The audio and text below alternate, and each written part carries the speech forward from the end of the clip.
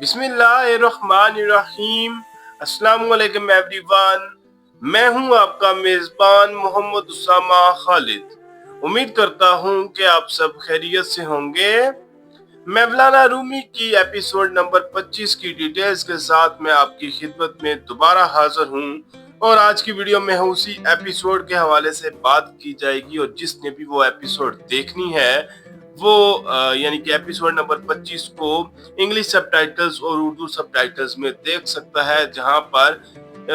Episode के link मैंने इस वीडियो की डिस्क्रिप्शन में ऐड कर दिए हैं, जहां से आप इस एपिसोड को देख सकते हैं। तो एपिसोड की शुरुआत होती है इस्फहानी से, जिसको सांप ने डस लिया होता है और उसका इलाज किया जा रहा होता है, लेकिन इस्फहानी हसीब को ढूंढना चाहता है जिसने वो सांप इस्फहानी को दिया था, यानी कि जो उस सांप का मालिक था। लेकिन हसीब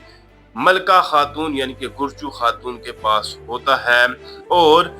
गुरजू खातून उसको किसी महफूज जगह पर रखना चाहती हैं ताकि इस्फहानी उसे ढूंढ ना सके। लेकिन गुरजू खातून ये बात भी जानती है कि सिर्फ एक गवाह से या एक सबूत से इस्फहानी को वो शिकस्त नहीं दे सकती, उनको एक और शख्स की जरूरत है। तो कमालुद्दीन उनको बताते हैं कि एक ऐसा शख्स है जो इस्फहानी के हर गुनाह का शाहिद है और वो शख्स और कोई नहीं इदरीस अफेंदी है, जिसको इस्फहानी के हर बुरे काम के बारे में पता है। लेकिन खलीद अफेंदी उसे एक खंजर देना चाहते हैं और शम्स तबरेजी और सलाहुद्दीन को मारने का इरादा भी जाहिर करते हैं। लेकिन इदरीस अफेंदी इससे इनकार कर देते हैं और कहते हैं कि मुझे अब हर गलत चीज जो है वो ठीक नजर आ रही है और जो ठीक चीज है वो मुझे गलत लग रही है। और वहीं पर वो इनको इनकार कर देते हैं और उनको एक बच्चा जिसको उन्होंने सोने का सिक्का दिया था या एक सिक्का दिया था, वो उसे सिक्का वापस कर देता है। और इदरीस अफेंदी कहते हैं कि ये सिक्का रख लो, मैंने पहली दफा किसी भी शख्स को बगैर किसी बदले के कोई चीज दी थी। इस्फहानी भी वहीं पर चीजों को देख रहे होते हैं और उनको उमर अता बेग और एहसन खातून शहर में दाखिल होते हुए नजर आते हैं, यानी कि उमर अता बेग एहसन खातून को लेकर कोनिया शहर वापस आ जाते हैं और हारून जो कि उनके सिपाही होते हैं उनका इस्तकबाल करते हैं और उनको बताते हैं कि 2 दिन तक हमने आपके बारे में किसी को नहीं बताया, लेकिन जब सिपाही आपके बारे में पूछने लगे तो तब हमने कमालुद्दीन अफेंदी को बता दिया कि आप यहाँ से मुगान चले गए हैं। तो वो कहते हैं कि आपने बिल्कुल ठीक काम किया, यानी कि उमर अता बेग कहते हैं कि सही काम किया। इसके बाद इस्फहानी जो है वो अपनी बेटी से मिलने के लिए आता है और उमर अता बेग का शुक्रिया अदा करता है, लेकिन ये उसकी मतलब कि सिर्फ चालाकी ही होती है और ये तमाम चीजें गुरजू खातून भी देख रही होती हैं। इसके बाद इदरीस अफेंदी एक दफा फिर शेराजी के पास जाते हैं और शेराजी से वो बात करते हुए कहते हैं कि मैं माल दौलत और पैसे को या शोहरत को बहुत पसंद करता था, लेकिन पता नहीं क्यों अब ये चीजें मुझे पसंद हैं या नहीं, इसका अंदाजा मुझे नहीं है। और वो शेराजी से इसका कोई इलाज तलब करते हैं। लेकिन वहीं पर हमें जो उमर अता बेग है वो सुल्तान के सामने नजर आते हैं और क्योंकि उन्होंने एक गलती की होती है कि वो एहसन खातून को बचाने चले जाते हैं बगैर सुल्तान को बताए हुए, तो सुल्तान इस्फहानी से मशवरा करते हैं कि इस मामले पर क्या किया जाए। जबकि दूसरी जानब बायजू नोयान जो है वो जंग की तैयारी कर रहा होता है और अपने सिपाहियों को ये हुक्म देता है कि जंग की तैयारी करो, हम कोनिया को तबाह बर्बाद करने और गनीमत हासिल करने जा रहे हैं।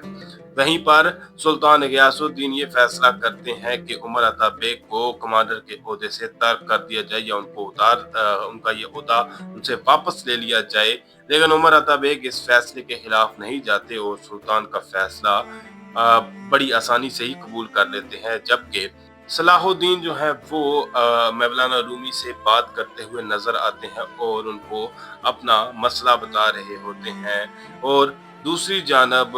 जो शम्स तबरेज़ी हैं वो भी खालिद अफेंदी के पास जाते हैं और उनको कहते हैं कि आप सलाहुद्दीन के खिलाफ क्यों जा रहे थे, मुझे इस बात की समझ नहीं आ रही। और ये भी कहते हैं कि जब इंसान की ज़ुबान और इंसान के हाथ जो हैं वो उसके काबू में होते हैं और इंसान की ज़ुबान खामोश होती है, तो तब उसे दिल की आवाज़ जो है वो सुनाई देती है। इसके बाद हमें सलाहुद्दीन और मौलाना रूमी की बातें सुनाई जाती हैं, जिसमें सलाहुद्दीन कहते हैं कि मेरी जगह पे किसी और को आलम बना दिया जाए, लेकिन मौलाना रूमी कहते हैं कि आपसे बेहतर शख्स कोई हो ही नहीं सकता, यानी कि इस वजीफे के लिए आप ही सबसे माकूल हैं। फिर खालिद अफेंदी अलाउद्दीन के पास जाते हैं और उनको भी अपने इरादे के बारे में बताते हैं, लेकिन अलाउद्दीन ये कहते हैं कि मैंने जो गलती एक दफ़ा की है वो गलती अब मुझसे कोई भी ताकत दोबारा नहीं करवा सकती। जबकि एहसन खातून जो है वो अपने वालिद के पास जाकर ये कहती हैं कि आपने उमर अता बेग को सुल्तान के सामने फेंक दिया और अपनी बेटी को भी मंगोल कमांडर के हाथ में फेंक दिया, और उनसे काफी गुस्से में बातें करती हैं और उनको एहसास दिलाने की कोशिश करती हैं कि वो जो कर रहे हैं गलत है और वो लोगों को नुकसान पहुंचा रहे हैं। लेकिन इस्फ़हानी को इन तमाम बातों का कोई असर नहीं होता, जिसके इख्तिताम में एहसन खातून ये कहती हैं कि काश वालदा की जगह आप मर जाते। इसके बाद वही दीवाना शख्स जो है वो इदरीस के पास आता है और उससे वो सिक्का ले लेता है और ये बात बोलता है कि जब इंसान के हाथ और इंसान का दिल जो है वो खामोश हो जाता है, तो तब तमाम चीज़ें ख़त्म हो जाती हैं और तब इंसान बिल्कुल अकेला रह जाता है। और इदरीस कहते हैं कि मेरी मदद करें, या इस तरह की वो बात बोलते हैं, जिस पर नेक्स्ट सीन में वो मौलाना रूमी के साथ नजर आते हैं और वो ये कहते हैं कि मैंने हर किसी को अपने हाथ और अपनी जुबान से नुकसान ही पहुंचाया है। जिस पर मौलाना रूमी कहते हैं कि चाहे आपने जितने भी मर्जी बुरे काम क्यों ना किए हों, लेकिन माफी का दरवाजा हर किसी के लिए हमेशा खुला ही रहता है। देन जो इदरीस अफेंदी हैं वो कमालुद्दीन के सामने नजर आते हैं और कमालुद्दीन उनसे इस्फ़हानी के खिलाफ गवाही देने का कहते हैं और फैसला करने का कहते हैं, और ये भी कहते हैं कि अगर आप खामोश रहेंगे तो आपको कोई नुकसान नहीं होगा, लेकिन जितना अरसा आप खामोश रहेंगे तब तक मजीद मासूम लोगों को इस वजह से सजा मिलती रहेगी। नेक्स्ट सीन में अलाउद्दीन शम्स तब्रेज़ी के सामने नजर आते हैं और ये कहते हैं कि मैं अपनी पिछली गलती की माफी मांगता हूँ, जबकि आइंदा मैं इस तरह की कोई भी गलती ना करने का वादा करता हूँ। जिस पर शम्स तब्रेज़ी कहते हैं कि ये काफी मुश्किल वादा है, क्योंकि इंसान का नफ्स हमेशा जो है वो इंसान को बरगलाता रहता है और नफ्स कभी भी हार नहीं मानता और इंसान को बुरे काम की तरफ माइल करता रहता है। इसके बाद मौलाना रूमी और उमर अता बेग नजर आते हैं, जहां पर उमर अता बेग ये बात कहते हैं कि मैंने एहसन खातून को तो बचा लिया, लेकिन अगर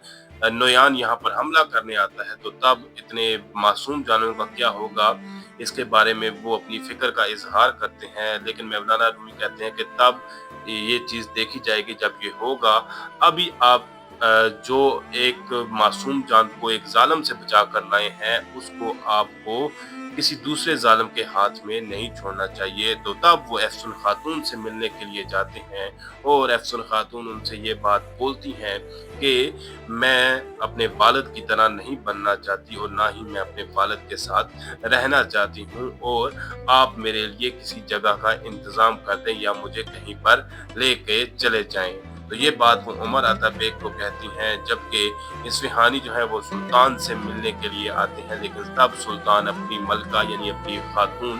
गुरजू खातून से बात कर रहे होते हैं और उस वक़्त तो इस्फ़हानी वापस चले जाते हैं, लेकिन वो हसीब की तलाश में होते हैं जो कहीं पर भी नहीं मिल रहा होता। और तब इस्फ़हानी को इस बात का शक हो जाता है कि कोई ना कोई चीज़ लाज़मी हो रही है, लेकिन उसे इस दफ़ा अंदाज़ा नहीं होता कि क्या हो रहा है। और इदरीस अफेंदी की बात की जाए तो वो भी खालिद अफेंदी से खंजर लेकर वहां से चले जाते हैं। अब इस बात की समझ नहीं आती कि उन्होंने खंजर किस वजह से लिया, क्योंकि इसके बाद तो वो सुल्तान के हुजूर ही जाते हैं, जबकि कीमिया को मौलाना रूमी अपने पास बुलाते हैं और उनसे भी कोई बात करने वाले होते हैं, लेकिन अब नेक्स्ट एपिसोड में पता चलेगा कि वो क्या बात करते हैं। और इसके बाद इस्फहानी के हवाले से दीवान में बात की जाती है, जहां पर हसीब अफेंदी को सुल्तान गयासुद्दीन के सामने पेश किया जाता है। वही हसीब अफेंदी जो जहरीले सांप को महल में लेकर आए थे, और तब ही कमालुद्दीन अफेंदी भी जाकर इस्फहानी को वहां पर सुल्तान के सामने पेश करने के लिए लाने चले जाते हैं। और इस्फहानी फिर सुल्तान के सामने आते हैं तो तब हसीब अफेंदी भी वहीं पर मौजूद होते हैं, और हसीब बताते हैं कि मुझे इस शख्स ने गुरजू खातून को जहर देने के लिए कहा था। जबकि सुल्तान वजीर से पूछते हैं कि आप कुछ कहना चाहेंगे, तो वो कहते हैं कि जहर जो है वो इस वक्त मेरी रगों में दौड़ रहा है, तो मुझे इस चीज़ पर शक है कि सुल्ताना ने ये जहर देने के लिए इस शख्स को मेरे खिलाफ इस्तेमाल किया है। लेकिन इस बात का उसके पास कोई सबूत नहीं होता, जबकि गुरजू खातून के पास एक और गवाह होता है जो कि इदरीस अफेंदी हैं, और जिनको इस्फहानी के तमाम बुरे कामों के बारे में पता है, जो कि एपिसोड के इख्तिताम में सुल्तान गयासुद्दीन के सामने नजर आते हैं, और वहीं पर उस एपिसोड का इख्तिताम हो जाता है। तो देखते हैं कि आने वाली किस्त में इदरीस अफेंदी क्या कहेंगे। और अगर आपने एपिसोड देखनी है तो वीडियो की डिस्क्रिप्शन में दिए गए लिंक से आप ये एपिसोड देख सकते हैं। फिल वक्त के लिए इतना ही। अगर आपको वीडियो अच्छी लगी तो वीडियो को लाइक लाजमी करिएगा, मेरे इस चैनल को लाजमन सब्सक्राइब करें और बेल आइकन को प्रेस करें ताकि आपको तमाम नई वीडियोस की अपडेट्स मिलती रहें। मिलते हैं बहुत जल्द नई वीडियोस के साथ, नई अपडेट्स के साथ। तब तक के लिए इजाजत दीजिए। अल्लाह हाफिज।